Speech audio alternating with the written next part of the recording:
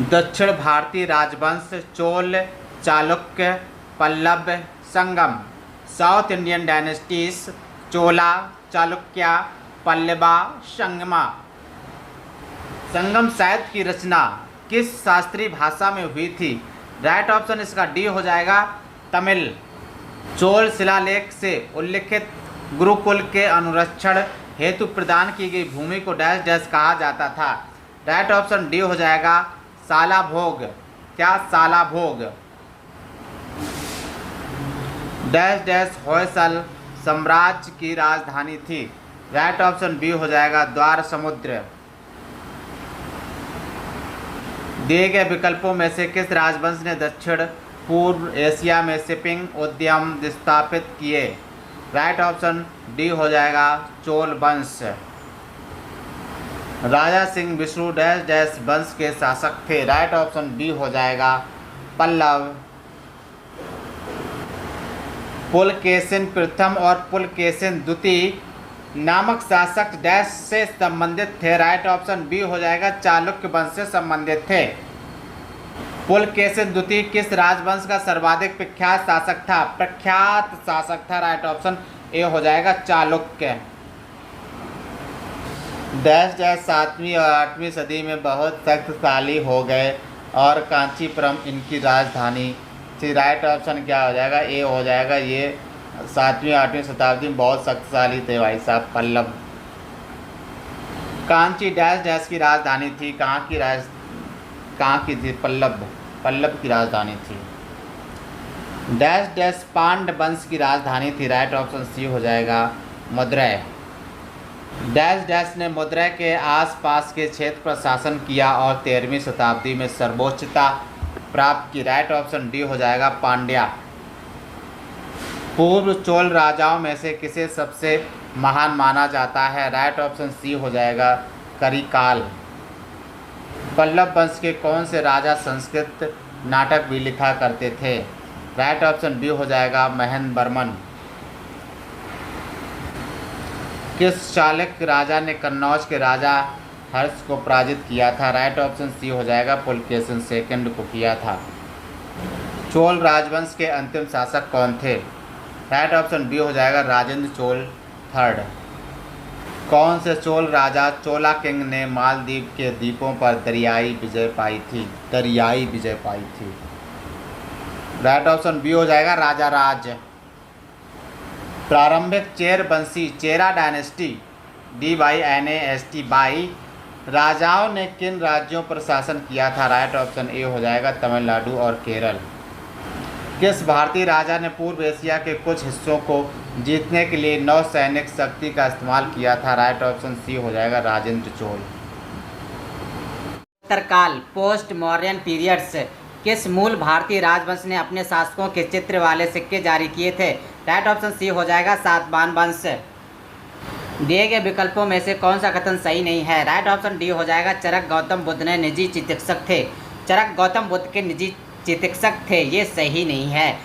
बौद्ध धर्म ग्रंथ पाली भाषा में लिखे गए थे, ये सही है।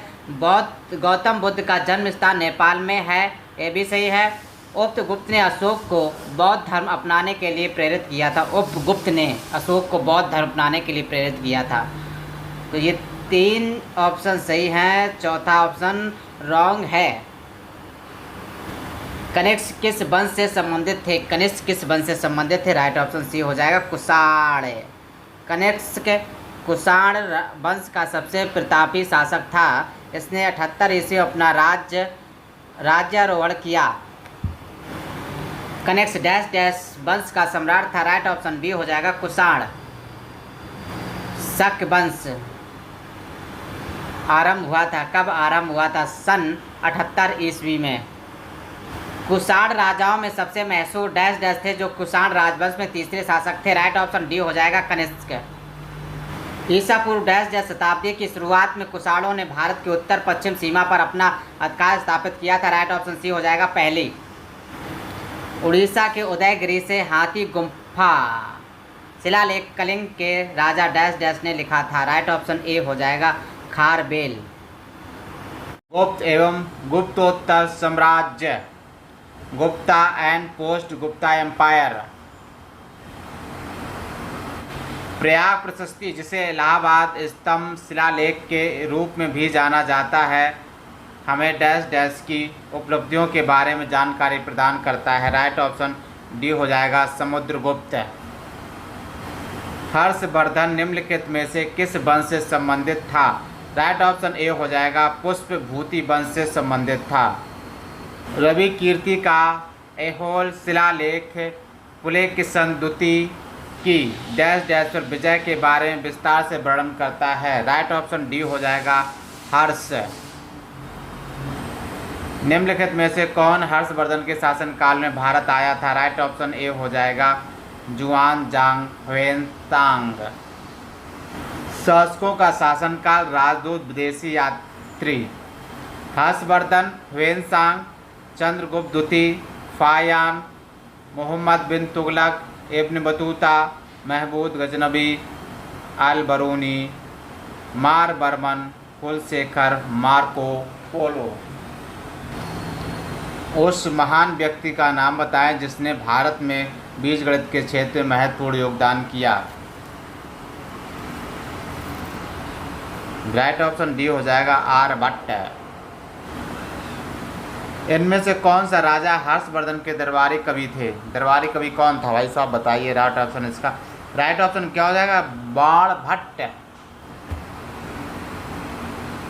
चीनी यात्री ह्वेनसांग किसके शासनकाल में भारत आया था? राइट ऑप्शन सी हो जाएगा हर्षवर्धन। डैश डैश एक चीनी बौद्ध भिक्षु था जिसने नालंदा में बौद्ध शास्त्रों का अध्ययन किया था और 627 से 643 ईस्वी तक भारत की 17 वर्ष की लंबी यात्रा के लिए प्रसिद्ध है। राइट ऑप्शन सी हो जाएगा ह्वेनसांग। इनमें से कौन हर्षवर्धन के शासनकाल में भारत आया था? राइट ऑप्शन डी हो जाएगा ह्वेनसांग आया था। इनमें से कौन सा चीनी यात्री नालंदा आया और छात्र और शिक्षक दोनों के रूप में रहा? ह्वेनसांग रहा था, ह्वेनसांग। बाणभट्ट किस राजा के दरबारी कवि थे? राइट ऑप्शन डी हो जाएगा हर्षवर्धन। निम्नलिखित में से कौन चंद्रगुप्त द्वितीय के 9 रत्नों में से एक है? राइट ऑप्शन ए हो जाएगा ब्रह्ममेहर। इनमें से किसे भारत के नेपोलियन के नाम से जाना जाता है? राइट ऑप्शन बी हो जाएगा समुद्रगुप्त। प्राचीन भारतीय इतिहास के सबसे महत्वपूर्ण शासकों में से एक चंद्रगुप्त द्वितीय की पुत्री का नाम बताएं। राइट ऑप्शन डी हो जाएगा प्रभावती गुप्त। विक्रमादित्य किस प्रसिद्ध गुप्त शासक का एक अन्य नाम है? राइट ऑप्शन सी हो जाएगा चंद्रगुप्त द्वितीय। सुप्रसिद्ध काव्य मेघदूत इनमें में से किसकी कृति? राइट ऑप्शन सी हो जाएगा कालिदास। प्रशस्ति में किस राजवंश के शासकों ने अपनी उपलब्धियां लिखी हैं? राइट ऑप्शन बी हो जाएगा गुप्त वंश। गुप्त साम्राज्य के निम्नलिखित राजाओं में से कौन एक अच्छा बीड़ा वादक भी था? राइट ऑप्शन डी हो जाएगा समुद्रगुप्त। किस युग को प्राचीन भारत का स्वर्ण युग कहा जाता है? राइट ऑप्शन सी हो जाएगा गुप्त साम्राज्य 4वीं शताब्दी। किस काल को भारतीय इतिहास का स्वर्ण युग कहा गया है? राइट ऑप्शन डी हो जाएगा गुप्त काल। नालंदा विश्वविद्यालय को विश्व के महान प्राचीन विश्वविद्यालयों में से एक तथा महत्वपूर्ण बौद्ध शैक्षणिक उत्कृष्टता केंद्र माना जाता है। इसकी स्थापना किस भारतीय शासक ने की थी? राइट ऑप्शन सी हो जाएगा कुमारगुप्त प्रथम। चंद्रगुप्त प्रथम के बाद गुप्त साम्राज्य की बागडोर किसने संभाली? राइट ऑप्शन बी हो जाएगा समुद्रगुप्त ने संभाली।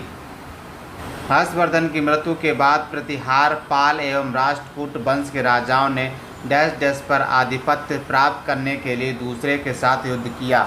राइट ऑप्शन बी हो जाएगा कन्नौज। 4वीं शताब्दी की शुरुआत में गुप्तों ने डैश डैश में से एक छोटा सा साम्राज्य स्थापित कर लिया था।